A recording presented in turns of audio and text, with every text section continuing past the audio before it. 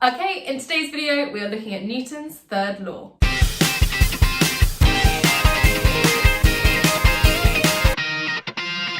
So, remember when we did Newton's first and second law? Well, he's got a third. Well, some people are just overachievers, aren't they? Anyway, here it is. Every action has an equal and opposite reaction. Now, you can memorise that, but you still need to have an appreciation of how this law actually works. So let's have a look at an example. Here is a person leaning against a wall. The force of the wall onto the person is equal and opposite to the force of the person onto the wall. Both forces have the same size, but they're acting in the opposite direction, hence the minus sign. And they are acting on different objects. One acts on the wall and one acts on the person. Okay, what about our book on a table? The book has a reaction force acting upwards and a weight acting downwards.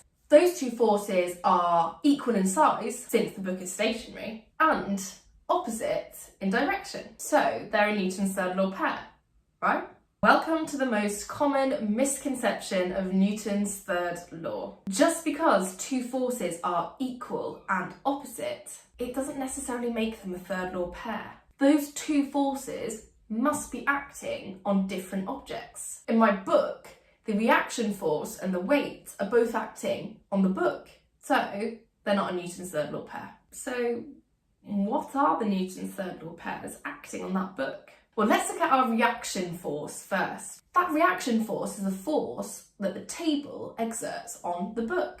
But the book is also pushing down onto the table. It exerts an equal and opposite force onto the table itself. Okay, and what about the weight?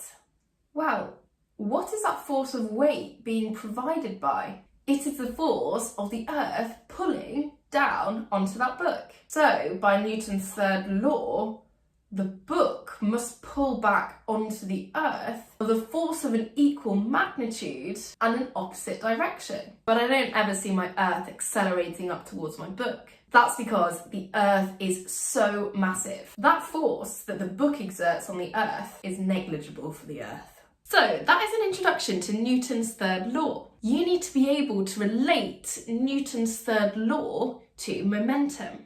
Click on the next videos to learn about momentum and what on earth Newton's third law has to do with anything. Okay, if you liked the video, please do like and subscribe. Make sure to download the notes for that Newton's third law definition and examples. Thanks for watching.